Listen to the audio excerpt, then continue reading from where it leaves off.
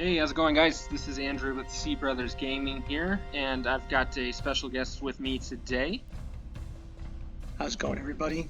I'm Matt. I'm the other half of Andrew and Matt of C Brothers Gaming. But if you've watched the other videos, Andrew's definitely the expert in this game, so I'm really just along for the ride. Just offer maybe some contextual questions of what Andrew's doing here. But yeah, should we get this going? Yeah, let's go ahead and get it going. I'm gonna go ahead and I'm gonna advance to the next turn here. As you guys can see, I've got a bunch of tanks lined up here on this Eastern European front, waiting for the Axis to go ahead and break that ceasefire. So let's see what happens this turn. They got the bombers moving around. We got some fighters being built, Matt. So hopefully those fighters will be able to take out those bombers, and we'll go from there. So now with the bombers, Andrew, what kind of range do these planes have? Okay, so the bombers, good question. So the bomber, they attack. Their attack is 12. Okay. I believe they have a 10 to 12 movement range. Oh, look at this. Oh, Allies and Axis sign a treaty. Yeah. This is not historically accurate, Andrew. February 1942. I don't think that's when that happened. But then they canceled. Now that's even more interesting. That's, yeah.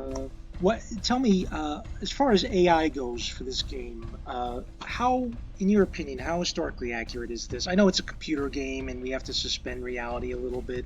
What are your thoughts on that? As far as the AI goes for the computer game, there is a function that is turned on in this scenario called the total war function. And here, let's get a supermarket going here. And what that does is it makes the civilizations basically attack each other more frequently and offer less chance for peace as well. So the total war function is present in this scenario, but the AI is okay. I mean, they're not terrible by any means, especially with the difficulty we're playing on.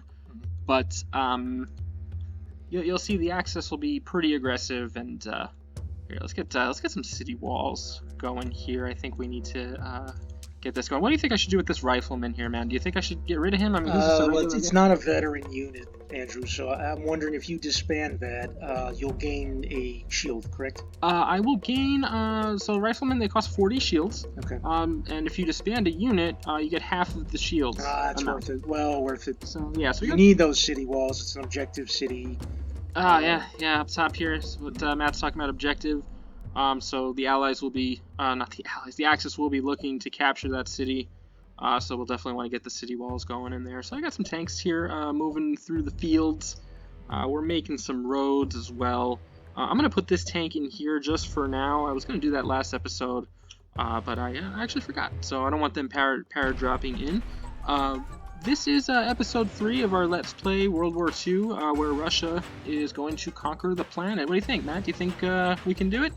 Well, I think we have the resources necessary. We definitely have the land. I know you in the last episode, for those that didn't watch, Andrew's actually building more cities. The Allies and the Axis, I'm going to go out on a limb and say, do not really have that practical option. Is that a fair assessment? Yeah, they will build cities. That's the thing, they will build cities. Do you think towards the Middle East or the African? Yeah, so the Allies, what they're going to do is they're definitely going to expand in the Middle East, like kind of present-day Saudi Arabia, Iraq area. Sure. They're going to expand there. The Axis don't really have a lot of land to expand to, so they're going to kind of be aggressive with how they're going to be attacking us. And now is similar to the summer of 41 there, where the Nazi, the Reich there, betrayed Stalin and the Soviet Union. Is that an inevitability in this game? Is that definitely going to happen? Or have you played this where it just never comes to pass? So I'm just wondering. Yeah, so eventually it will happen.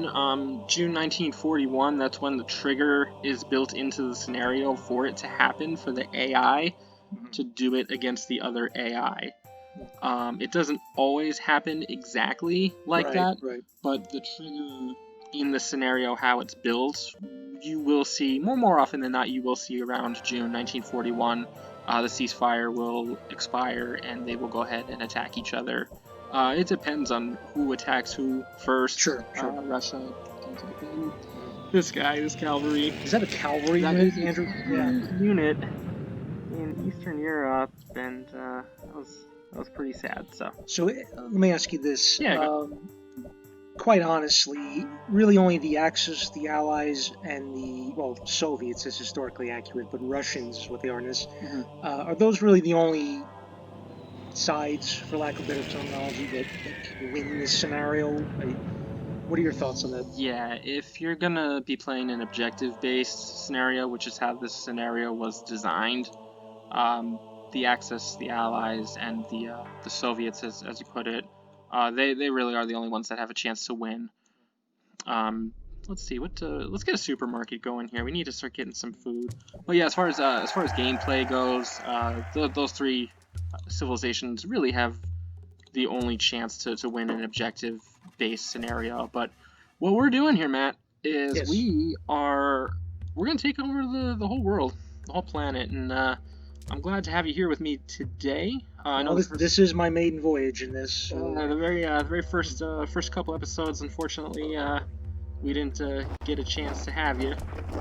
All right, we got barracks built in Batum. What do you think we should build here, man? We just built the barracks. It's right next to this Turkish city. Well, what's your call here? What do you think? I know you play this game as well. Yeah, not as well as you, of course, but one thing I am noticing is you do have the special resource. Fish, yeah, this is what he's talking about right here. Right, Fish. to the left of there. Perhaps shields were looking strong in this city. Yeah, for a So four I don't size. think we need mines. Do you think perhaps an engineering unit would a coastal fortress help us? It's not an objective city, so It's not an objective, but a coastal fortress would definitely help. What I think I'm going to do another set of Alpine troops. Because they're very strong inside the city. We don't have city walls in the city either, do we? We don't. So we're gonna put him in here. We'll get him going here. This guy is Alpine Troop, because he's gonna be veteran since we built the barracks. Yeah, that's definitely the key to all of this. The engineers and barracks, like I was saying in the earlier videos, and I didn't mention this in the first couple of videos, but once these cities start getting going, we're gonna want to make sure they all have granaries in them. Okay. Because could you? I'm a little unclear on that. Yeah. Does that help the food surplus? It does, yeah. So if we go into, we're in Gorky right now. Okay. So up top here we've got a food of 24. Right. So basically what that means is that we have a number 9 next to it, or Okay. what is that, a 10? Or, yeah, a number 10 next to it. So that means we have 10 workers. Okay. And we can use 10 squares in this cross, in this city radius, right? Okay. So the 24 food is a combination of all of these squares, what they're producing in food. So we got 3, 6, 9, 12, 15, 18, 21, and then minus what the engineers are eating. Right. Now those engineers eat that every turn. They eat that every turn, Okay. correct, yeah. So we end up with a total of 24. The city, it needs, I believe, to get to 11, I believe it needs a 13. Or what is it? Well, there's a sewer system here already, so it can grow beyond a 12. It can, yeah, that is correct. So, yeah, so we do have a surplus of 9 right now. So the granary will cut a line in half here.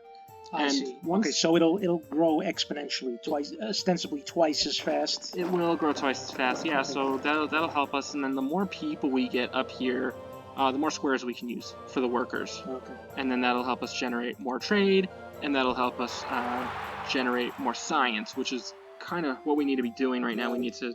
Now, as a communist government, and Mhm. science, I think from my experience with this game, not really a government that is conducive to quickly moving through the knowledge tree. Is that the best way to...